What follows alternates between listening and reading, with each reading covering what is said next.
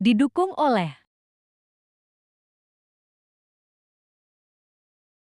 Assalamualaikum warahmatullahi wabarakatuh. Kepada teman-teman sahabat Jendela Iwo dimanapun berada, kita kedatangan dari Badan Pusat Statistik Kabupaten Indramayu. Kita akan berbincang-bincang di pertemuan ini membahas tentang sensus ekonomi 2026, ya kan? Nah, apa sih sensus ekonomi? Ya kan? Sensus ekonomi 2026 merupakan program strategis nasional yang bertujuan menyediakan pusat data dan informasi yang berkaitan dengan ekonomi dari tingkatan daerah sampai dengan nasional. Kabupaten Indramayu sebagai salah satu penopang ekonomi di wilayah Jawa Barat tentu memiliki peran penting dalam kelancaran sensus ekonomi ini.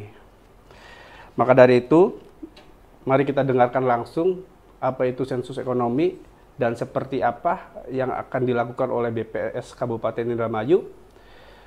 Sekarang saya kedatangan Bapak Dudi Barmana selaku Kepala BPS Kabupaten Indramayu. Mari Pak.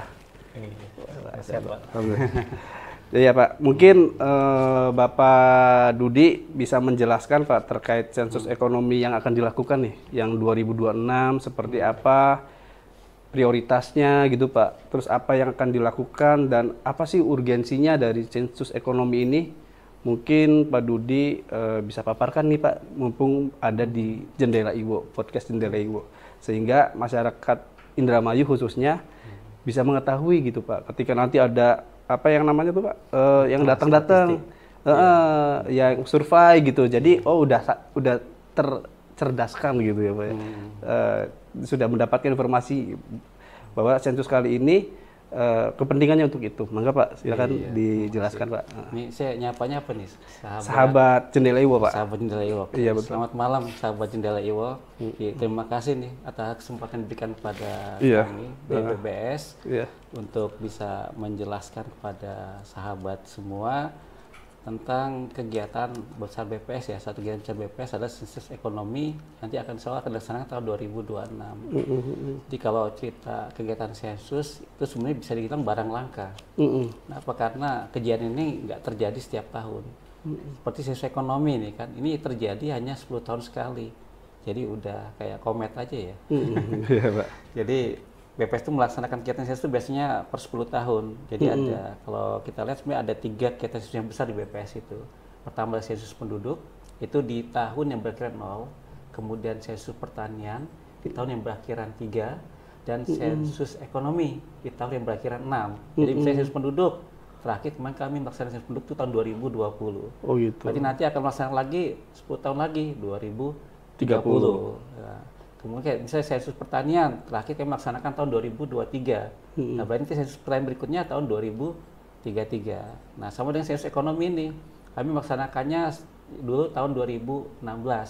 Nah, sekarang akan dilaksanakan selalu tahun depan, tahun 2026. Ya, jadi kegiatannya memang cukup lama ya, 10 tahun.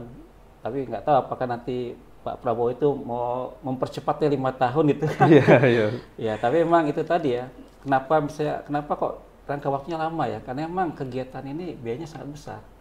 Nah, sangat besar biayanya gitu kan. Bayangkan berapa juta petugas yang harus kami rekrut untuk turun ke lapangan untuk melakukan pendataan. Karena memang namanya kegiatan sensus, kami akan mendata seluruh populasi yang ada di Indonesia. Nah, sama dengan sensus ekonomi, kan ini adalah kegiatan sensus ekonomi, berarti yang akan kami data adalah para pelaku usaha. Kalau kemarin sensus pertanian kami data adalah rumah tangga pertanian, ya sensus penduduk nanti yang kami data adalah sensus ekonomi yang kami data adalah pelaku usaha. Pelaku usaha itu banyak kan sekarang kan, ada pelaku usaha baik yang skalanya mikro, skalanya kecil, menengah atau yang besar. Jadi semua pelaku usaha itu akan didata. Ya kenapa perlu data? Ya karena kami ingin mendapatkan itu kan secara detail, secara lengkap berapa sih populasi usaha yang ada di Indonesia pada tahun 2006 pada pelaksanaan sensus. Kenapa kami butuh basis data? Karena ini nanti akan menjadi basis data gitu kan. Basis data bagi apa? Bagi kegiatan-kegiatan kami berikutnya. Termasuk juga mungkin bagi pemerintah daerah, termasuk juga pemerintah Kabupaten Indramayu, kemudian juga bagi para pengusaha dan juga bagi para praktisi, peneliti, juga mungkin mereka butuh gitu kan. Apalagi kan sekarang di tengah perekonomian yang serba tidak pasti ini, ya mungkin mereka juga ingin tahu gitu kan, seberapa banyak sih sebenarnya usaha yang ada di Indonesia, terutama di Indramayu ini. Apalagi sekarang kan mulai perekonomian itu juga mulai banyak perubahan gitu kan. Usaha itu tidak lagi seperti dulu. Kalau dulu kan namanya usaha orang lebih gampang. Betul. Usaha itu ada tempatnya, punya kios, punya toko atau punya warung. Kalau sekarang kan enggak. Kadang mereka bergerak di marketplace juga. Gitu kan. Nah itu jadi challenge ya, tantangan kami untuk sensus ekonomi 2026 nanti. Jadi ya sebenarnya secara sederhana ya kami hanya ingin mendapatkan peta perekonomian Indonesia pada 2026, kemudian juga kita mendapatkan pasar ekonomi Indonesia pada 2006 dan juga karakteristik usaha ekonomi Indonesia di tahun 2026. Jadi sebenarnya itu yang mau coba kami dapatkan. Baik Pak Dudi, berarti dari hasil atau dari data yang didapatkan nanti akan dijadikan oleh pemerintah pusat maupun daerah sebagai perencanaan atau kebijakan ekonomi ke depan gitu ya, bisa digunakan seperti itu juga Pak? Iya, jadi kan nanti dari hasil ekonomi itu kan nanti kita akan tahu gitu kan bagaimana peta usaha di Indramayu misalnya, bagaimana kondisi usaha di Indramayu, terus juga bagaimana karakteristik usaha di Indramayu. Jadi lebih banyak usaha itu dia bergerak di bidang apa. Jadi kalau misalnya pemerintah udah punya data seperti itu, ya namanya data kan dia memberikan informasi, ya karena ketika punya informasi seperti itu artinya mereka punya guide gitu, punya guidance, punya petunjuk bagaimana nanti kebijakan yang harus diambil. Apakah nanti mereka bisa memberikan stimulus buat kelihatannya usahanya yang kurang berkembang, atau mereka lebih fokus pada bagaimana mengembangkan usaha yang sifatnya kerakyatan, ya kan? Atau kan mereka lebih fokus pada, karena ini pengusaha-pengusaha besar kayaknya lebih cepat mendongkrak perekonomian, ya lebih fokus pada pengusaha-pengusaha yang besar gitu. Nah itu nanti terkait dengan tadi kan bagaimana nanti arah kebijakan pemerintah daerah, mana mereka akan lebih fokus gitu kan, yang mereka lebih utamakan. Apakah nanti ke pengusaha yang kecil atau ke pengusaha yang besar atau mau semuanya sekaligus ya, tapi mereka sudah punya informasi itu gitu. Mungkin bisa dijelaskan gitu Pak Dudi lebih ke fokusnya gitu ya, fokus dari sensus ekonomi 2026 ini seperti apa? Karena mungkin kalau tadi ya, kalau dari bilangan angka, kalau tahun sebelumnya berarti tahun 2016 ya Pak? 2016 ya. Iya, 2016 itu kan masih mensensus yang tadi tuh pedagang kaki lima gitu Pak ya, UMKM ya. Sedangkan hari ini sudah ada yang namanya pasar digital ya Pak ya, betul, ya. Ya kan tadi ada marketplace ya Pak ya. Nah ini sekarang fokusnya seperti apa Pak dalam sensus ini? Apakah semuanya juga disurvei atau hanya ada pensurveian objek-objek tertentu saja gitu? Iya. Jadi emang ini bedanya ketika dulu sensus 2016, 2026 mulai terjadi pergeseran gitu kan, dimana sekarang mulai tumbuh namanya ekonomi digital, ekonomi kreatif, bahkan kemudian ekonomi green economy, ya, ekonomi berkelanjutan. Nah, namanya sensus itu kan berarti pendataan secara lengkap. Ya artinya semuanya akan kami data, kami cover gitu. Jadi seperti penduduk, kita harus penduduk, ya jangan sampai ada satu penduduk Indonesia nggak terdata. Sama dengan sensus ekonomi ini. Jadi kami akan mendata semuanya. Jadi seluruh usaha itu, baik itu yang yang model tradisional ya, maupun yang digital tadi gitu kan. Makanya kenapa akhirnya agak perbedaan ya antara sensus ekonomi 2016 dan 2026. Kalau 2016 itu masih tradisional ya, masih tempat, ya sekarang ya kami juga harus mulai bagaimana bisa mengcover mereka yang tadi usahanya usaha di digital tadi. itu kan kayak seperti konten kreator itu kan juga usaha ya. Betul. Kami juga harus bisa menangkap itu gitu Iya, kan. betul. Jadi itu tantangannya bagaimana kami bisa menangkap itu semua. Kemudian juga cakupannya ya. Jadi mungkin juga perlu sahabat Iwo, Jendela Iwo, Pak. Jendela Iwo Iya. pahami gitu kan, bahwa untuk sensus ekonomi itu semua usaha ekonomi kami cakup, kami sensus, kecuali yang sektor pertanian. Karena sektor pertanian itu sudah dilakukan pada saat kemarin sensus 2023, Pak. 2023. Jadi itu nggak akan masuk dalam tidak menjadi bagian yang akan kami data di tahun 2026. Jadi itu kami kecualikan gitu untuk yang sensus untuk yang di bidang pertanian. Tapi untuk di luar pertanian nanti itu akan kami data. Kemudian juga outputnya juga nanti akan beda gitu kan. Outputnya itu, jadi kalau dulu mungkin kita pemetaannya itu usaha itu secara fisik ya, sekarang kan kami juga akan melakukan pemetaan sektor digitalnya juga. Oh iya. Sektor ekonomi kreatif, ya itu harus bisa, ya itu menjadi tantangan bagaimana kami bisa memetakan itu semua gitu kan. Jadi dia lebih berat nih tantangannya sekarang gitu kan. Karena ini tadi ya, walaupun juga sebenarnya BPS sudah mulai gitu kan bekerja sama dengan para penyedia marketplace tadi gitu kan untuk memperoleh informasi gitu berapa banyak sih sebenarnya usaha yang mereka miliki.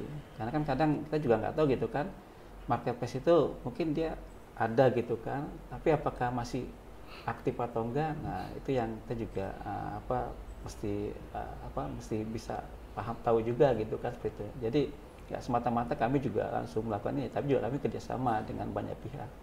Makanya nanti salah satu yang paling penting pas sensus ekonomi ini adalah kolaborasi. Jadi nanti BPS juga akan berkolaborasi dengan banyak pihak gitu kan, marketplace, asosiasi pengusaha, kemudian juga dengan OJK gitu kan, karena OJK kan mereka punya otoritas untuk yang sektor keuangan ya. Jadi kami juga akan berkolaborasi dengan seperti OJK itu tadi. Jadi kami akan berkolaborasi dengan banyak pihak gitu kan, karena memang sensus ekonomi ini bisa dibilang sangat kompleks gitu kan. Yaitu dari cakupannya sudah besar. Kemudian juga nanti juga kami akan melakukan integrasi data ya, jadi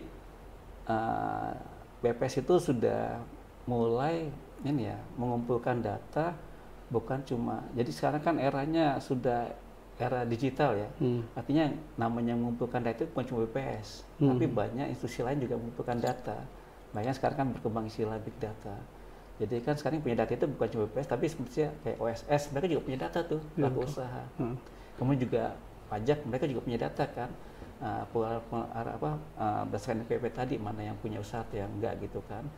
Nah jadi tentu aja kan kami butuh kolaborasi itu dengan mereka, sehingga nanti kami juga bisa memperoleh data dari mereka, ya, sehingga nanti data itu menjadi prelis bagi kami. Prelis itu artinya sebagai data dasar yang nanti akan kami update. Seperti dulu saya sebut 2020 sama, kami dapat prelis dari Dukcapil. Nah, tapi Dukcapil itu bukan berarti kami langsung pakai, enggak. Data itu menjadi prelis saja. Jadi sebagai dasar bagi kami. Jadi kalau teman-teman nanti, jadi data itu akan kami update. Nah, sama dengan tadi kan kalau kami misalnya dapat data dari OSS, mungkin dari BPJS Ketenagakerjaan.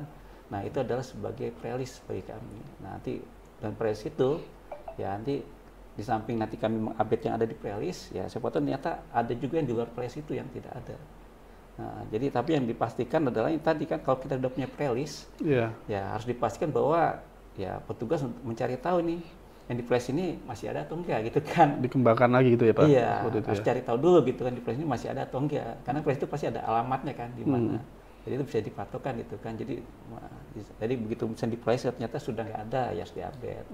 Nah, jadi itu tadi makanya salah satu yang juga pimpin ya bagaimana kita bisa berkolaborasi gitu kan dengan semua pihak ya agar kegiatan sensus ekonomi ini bisa berjalan dengan lancar gitu kan, sehingga bisa menghasilkan itu data perekonomian Indonesia yang benar-benar berkualitas gitu. Iya, kawan-kawan sahabat Jendela Iwo, tadi tuh Pak Dudi sudah menyampaikan nanti akan ada penyurveian tadi ya, prelis, mohon maaf sensus, yang mana ada prelis data, kan, data dasar yang nanti akan divalidasi ya Pak ya dengan dikunjungi rumahnya seperti itu ya Pak? Iya, dikunjungi. Apakah masih ada atau tidak secara faktualnya gitu ya Pak ya? Iya, betul. Begitu. Izin Pak, ketuker satu lagi nya. Izin cut ya Pak ya. Ketuker. Oke.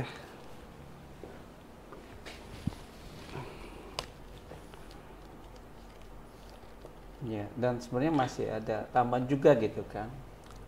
Secara teknologi juga kami mengikuti perkembangan zaman sekarang. Jadi kalau dulu namanya pendataan itu pegawai kami petugas kami itu pakai kertas ya, kemudian kertas itu diisi gitu betul, kan. Betul. Nah, kalau untuk yang 2026 ya kami mungkin juga akan menyesuaikan.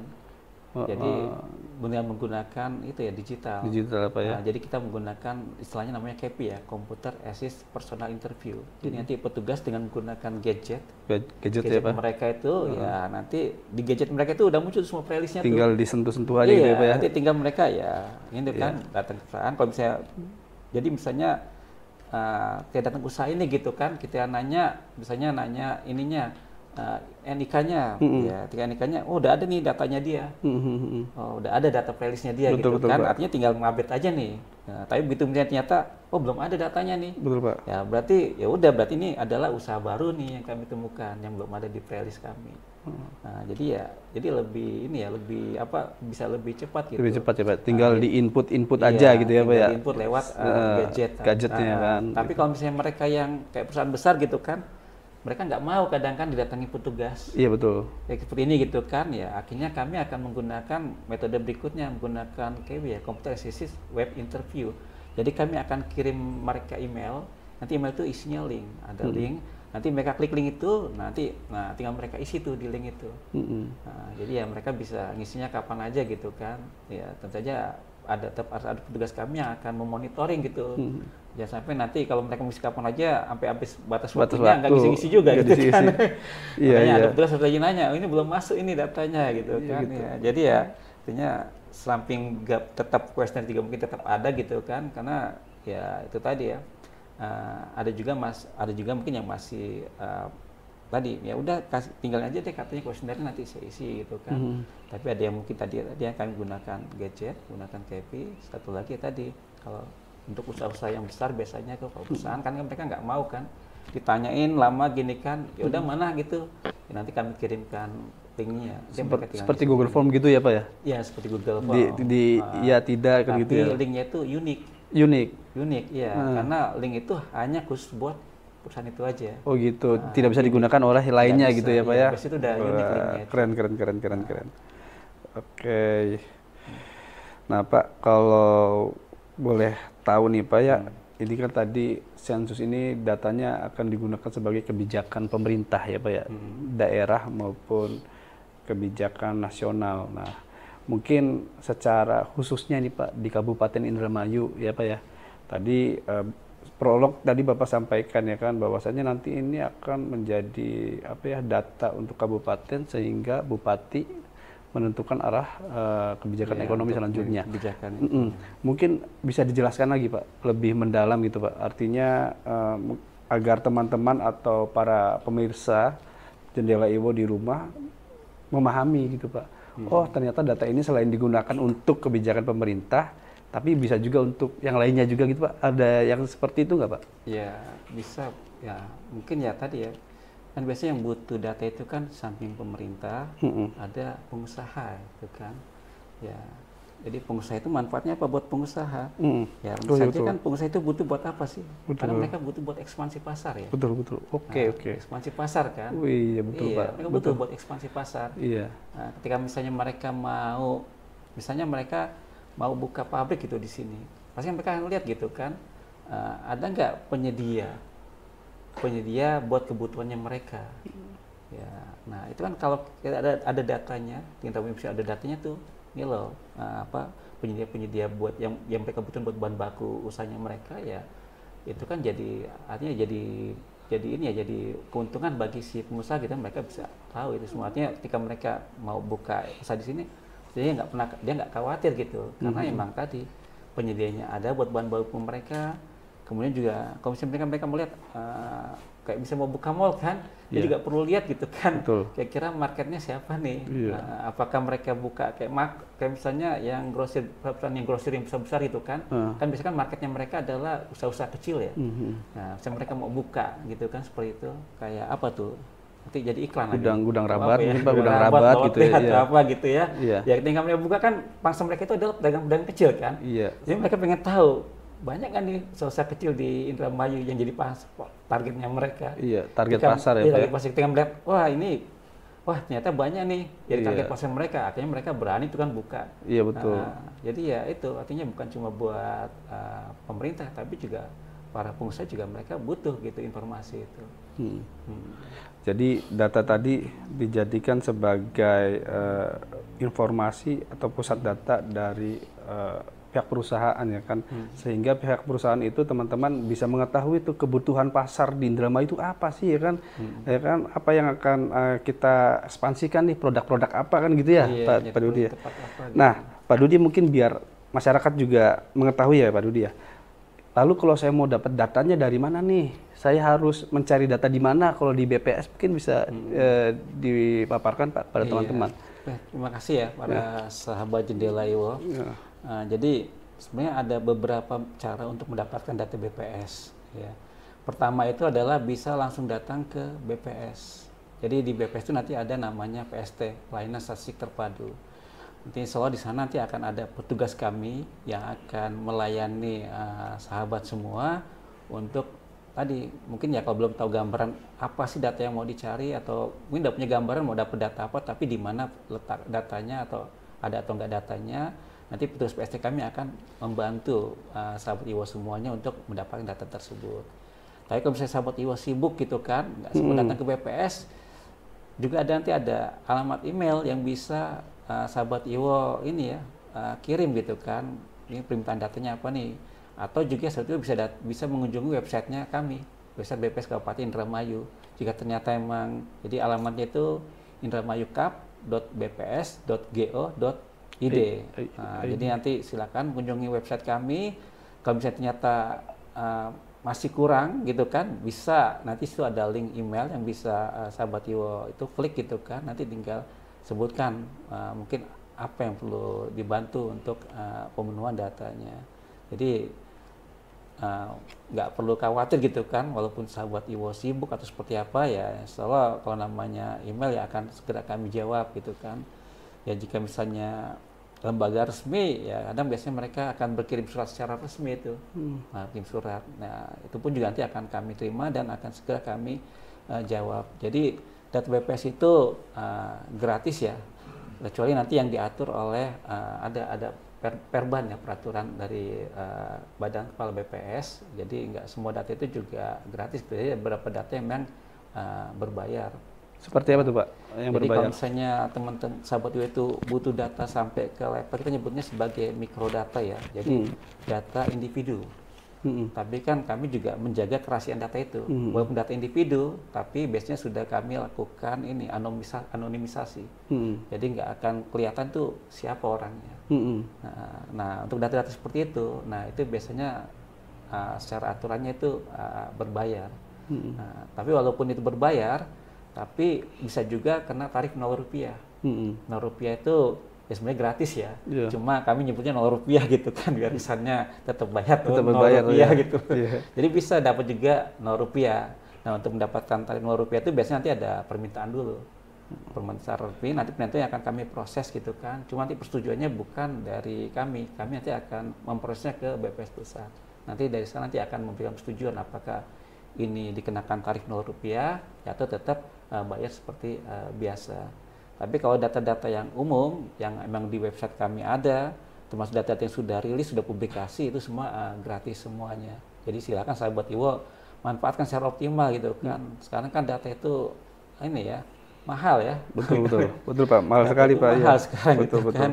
Bayangkan informasi ya. Informasi itu mahal sekarang karena informasi itu kalau ada yang orang yang pinter mengolahnya, ya itu akhirnya kalau sekarang istilah anak-anak sekarang itu pengennya cuan ya, cuan. Betul Pak, betul. Jadi cuan ya. Contohnya betul, apa? Contohnya sekarang lagi gonjang-ganjing ya, GoTo ya, GoTo Gojek. Oh iya, kan mereka mampu tuh mengelola data siapa yang punya motor, Betul. siapa yang butuh jasa motor, mereka kelola itu data dengan baik, akhirnya jadi cuan gitu kan. Jadi ya makanya itu luar biasa sekarang data itu benar-benar mahal jadinya. Tapi ya kalau BPS datanya ya sepanjang itu memang buat masyarakat, buat publik, Kepentingan itu umum, akan ya. diberikan secara gratis. Dan layanan di PSTek kami juga nggak ada biaya. Jadi sahabat Jendela Ewo datang gitu kan, nggak perlu khawatir nanti harus bayar atau apa, enggak. Semua layanan kami itu gratis gitu, nggak ada biaya. Kecuali tadi kalau misalnya ada data-data yang memang untuk secara aturannya memang untuk mendapatkannya harus bayar, itu baru. Tapi yang dibayar adalah datanya ya, bukan jasa kami. Iya. Nah, jadi jasa kami nggak ada gitu kan. Jadi yang dibayar itu adalah datanya, bukan jasa kami. Jadi Baik Pak Dudi, tadi mungkin bisa dijelaskan lagi Pak ya, lebih detail gitu ya. Data individu tuh apa sih Pak? Saya nih memahaminya data individu tuh berkaitan dengan pribadi seseorang gitu Pak ya. Yeah. Nah, apakah data individu yang dimaksud oleh BPS itu beda, bukan seperti itu? iya, jadi data individu yang kami maksud ini, jadi BPS kan ada kegiatan survei, misalnya katakan susunan survei sosial ekonomi nasional. Iya. Nah, responden kami itu adalah keluarga. Mm-mm. Nah, di keluarga itu kan ada anggota keluarganya. Iya. Nah, individu itu dari tadi, anggota keluarga itu. Hmm. Nah, jadi itu jadi individunya. Nah, itu bisa dipilih nggak datanya? Bisa. Tapi ya tadi harus ada permohonan. Data apa ya Pak yang bisa kita dapatkan tuh Pak dari Iya, itu? biasanya kalau teman sahabat Iwo, jadi biasanya kalau ini biasanya sering digunakan oleh mereka yang melakukan penelitian. Misalnya mahasiswa atau ya mahasiswa mau S1, S2, S3. Mereka butuh data itu data individu. Karena mereka butuh itu untuk melakukan pengolahan lebih lanjut. Nah, biasanya mereka sebelum mendapat data itu, biasanya mereka lihat dulu data itu diambil dari kegiatan survei yang mana. Misalnya Susenas, artinya mereka sudah mulai pelajari itu. Di Susenas itu data apa aja sih bisa mereka peroleh. Nah, Susenas itu kan biasanya ada data pengeluaran. Pengeluaran itu makanan juga didetailkan gitu apa aja. Kemudian juga ada data terkait dengan kesehatannya. Kesehatan ya Pak ya. Jadi itu tuh bisa Penghasilan ya termasuk nggak Pak? Penghasilan enggak kita. Enggak. Penghasilan kita lebih banyak menggunakan pendekatan pengeluaran. Oh, pengeluaran. Karena kalau ditanya penghasilan kan orang iya. nurunin Iya. kan. Betul. Ya, penghasilannya 50 juta ngakunya cuma 20 juta. Iya. Tapi kalau pengeluaran kan kalau kita tanya pengeluaran buat nasi berapa? Iya. Nah, kan tuh biasanya orang cenderung jujur kan. Jadi Jujur, betul, betul. kita detailkan. Betul. Nah, jadi dari situ nanti dia mempelajari kan, oh iya saya butuh ini aja loh, cuma data variabel ini, tapi ya individu dari per orangnya tersebut ya. Nah, tentu aja itu bisa diperoleh, tapi tadi kami melakukan anonimisasi. Betul. Jadi walaupun data individunya ada, tapi siapa orangnya nggak ketahuan. Jadi kalau sekarang kita tren dengan istilah by name by address gitu kan, betul. Nah itu hilang itu by name by address-nya. Betul. Nah nggak ada. Jadi karena memang kan dia fokusnya lebih tadi kan melihat bagaimana pola pengeluaran masyarakat Indramayu. Oh gitu. Ya kan, bagaimana pendidikan di Indramayu gitu kan. Jadi ya dia mungkin mau dapat seperti itu. Bagaimana kondisi kesehatan penduduk di Indramayu misalnya. Jadi bisa dilihat dari bagaimana fasilitas BAB-nya, fasilitas ya tadi kan. Kemudian juga kalau dia sakit, apakah pernah menderita sakit nggak selama seminggu yang lalu, itu ada semuanya. Jadi tergantung fokus penelitian mau ke yang mana gitu. Jadi mereka tinggal pilih mau variabel yang mana. Tapi tadi itu harus ada ya, nanti ada form khusus yang harus diisi permintaannya gitu kan. Dan secara default ya itu ada biayanya. Kalau misalnya kami nggak punya duit gitu kan ya, misalnya biasanya mahasiswa kadang kan nggak punya uang nih mahasiswa, iya, gitu kan, bisa mengajukan Rp0, tapi tadi Rp0 itu ada prosesnya.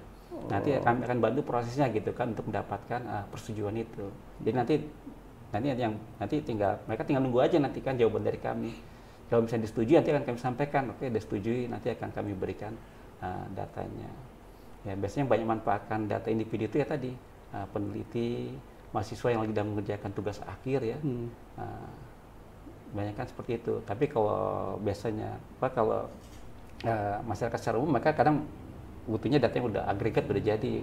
Agregat itu misalnya berapa sih tadi kan sempat kita ngobrol kan, misalnya berapa jumlah SMP di Indramayu. Iya, betul. Nah, kan berapa jumlahnya kan? Langsung ya, tapi Pak, ya? ada orang mungkin butuhnya letaknya di mana aja.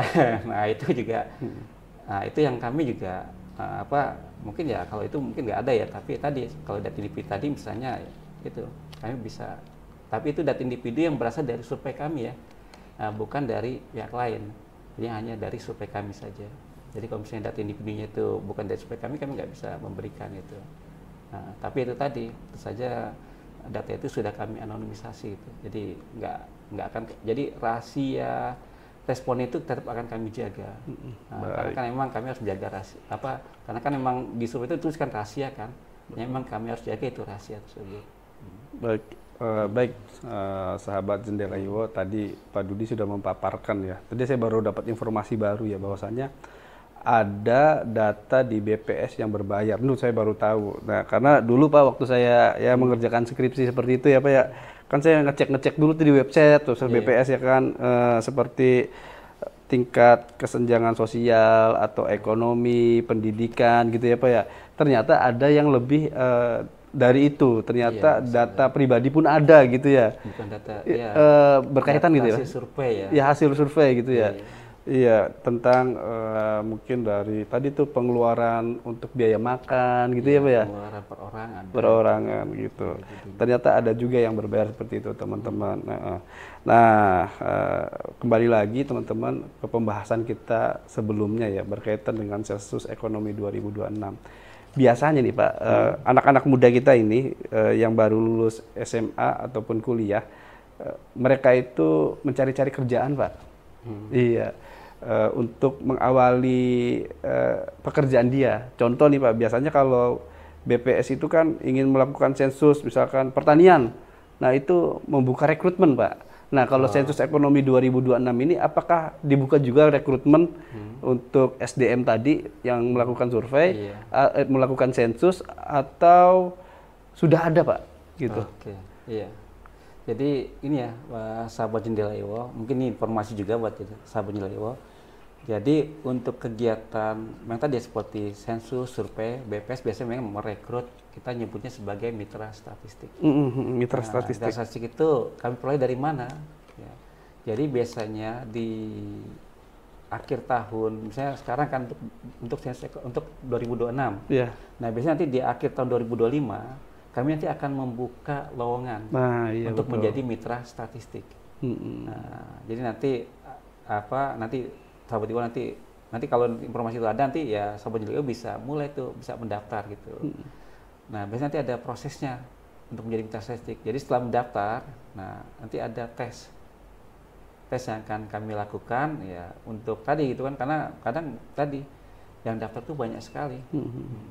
Jadi nanti kami kalau saat ini ya saya untuk tahun 2026.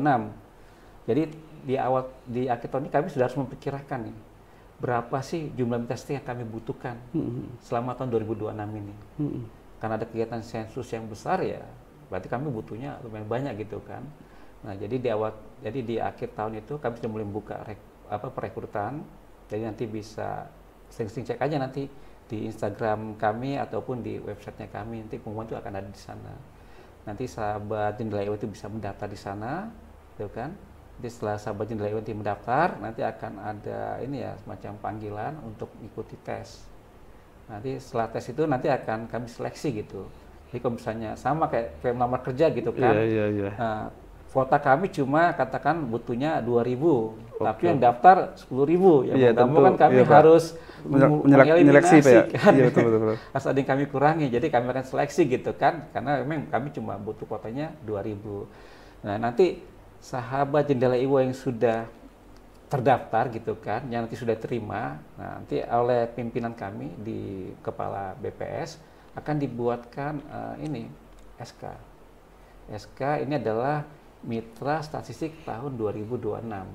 Nah, nanti Mitra Statistik 2026 ini, nanti mereka ini yang punya hak untuk ikut kegiatan survei ataupun sensus yang ada di BPS. Nah, tapi ya itu tadi ya, karena emang kegiatannya itu, jadi memang kegiatannya lumayan besar gitu kan. Sebenarnya kegiatan BPS itu nggak cuma tahun 2006 misalnya, kan kegiatannya sensus ekonomi ya. itu mungkin rekrut mitranya lumayan besar. Tapi di samping itu kami punya kegiatan survei-survei kecil-kecil lainnya yang mungkin butuhnya nggak banyak juga. Nah, biasanya kalau untuk yang butuhnya nggak banyak ya biasanya nanti akan kami ambil ya sebagian Seleksi lagi ya Pak ya? Diseleksi lagi dari sebagian itu untuk menjadi mitra untuk kegiatan-kegiatan yang kecil. Tapi nanti untuk yang sensus ekonomi 2006 ya karena jumlahnya banyak ya mungkin akan banyak yang akan kami rekrut gitu. Mungkin ada bocorannya Pak, berapa yang dibutuhkan untuk itu kami kan depan? masih harus, karena perencanaan itu kan dari pusat ya. Dari pusat kami ya, kan Pak? lembaga vertikal dari pusat. Nanti pusat yang akan menghitung gitu. Karena kan mereka akan menghitung beban kerja. Nah, jadi satu orang mitra itu mereka akan mendata berapa banyak. Makanya kami butuh prelis tadi ya. Karena prelis itu kan jadi sebagai dasar juga untuk kami menghitung berapa banyak sih beban kerja mitra itu nantinya. Nah itu biasanya nanti pusat yang akan menghitungnya. Jadi nanti kami kabupaten ya hanya tinggal menerima. Jadi pusat misalnya udah setelah hitungan mereka selama 1 bulan ya satu mitra itu mungkin ya bebannya adalah katakanlah misalnya 20 usaha atau 30 usaha. Nah berarti nanti dari situ dengan prelis yang ada itu nanti kami bisa hitung berarti kebutuhan petugasnya itu sekian. Nah, sifatnya temporer Pak ya? Artinya iya, sementara ya Pak project ya? aja, by project ya. Project biasanya berapa bulan tuh Pak? Kalau sensus itu biasanya kalau kami itu hampir semua kegiatan maksimal itu 1 bulan. Oh 1 bulan berarti ya? Iya, tapi itu untuk kegiatan lapangan. Oh. Nah, nanti ada lagi kegiatan pengolahan. Pengolahan data. Pengolahan datanya. Oh. Iya. Jadi walaupun ada yang pakai KEPI ya, walaupun nanti teknologi kami menggunakan KEPI, tapi mungkin juga masih ada yang menggunakan kertas tadi ya. Tapi nggak tahu kalau biasanya nanti kalau Indramayu, mungkin kalau Indramayu ngelihat kondisi Indramayu itu kayaknya SDM-nya bagus, bisa jadi kami nggak menggunakan kertas lagi, tapi sudah menggunakan KEPI ini tadi. Berarti kalau misalnya menggunakan KEPI ya berarti nggak ada pengolahan, karena data itu udah langsung terkirim ke server di pusat. Nanti paling ya yang kami lakukan hanya melakukan perbaikan aja. Kalau misalnya nanti data-data yang masih belum clean atau apa. Baik, Pak.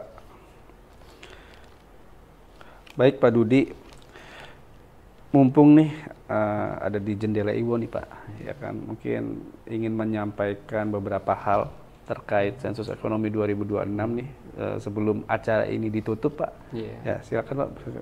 Iya, terima kasih ya, Mas Taufik. Jadi sahabat Jendela Iwo, jadi sensus ekonomi itu adalah salah satu momen yang saya bilang bersejarah gitu kan. Kenapa? Karena hanya terjadi 10 tahun sekali.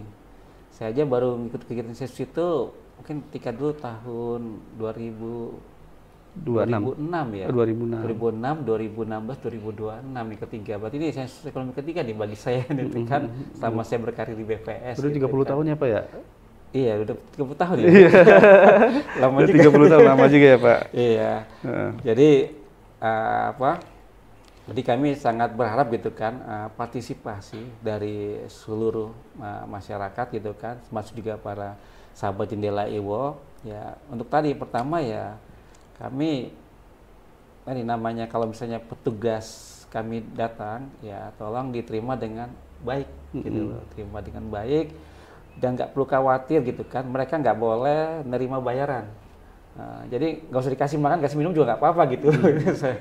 Jadi ya terima mereka dengan baik. Yang penting adalah bagaimana ya tadi tolong apa yang mereka, jadi ya pertanyaan mereka itu dijawab dengan benar, sejujurnya gitu kan ya, karena kebenaran hasil sensus ekonomi itu juga tergantung dari kejujuran dari responden, gitu kan, dari responden dalam menjawab datanya.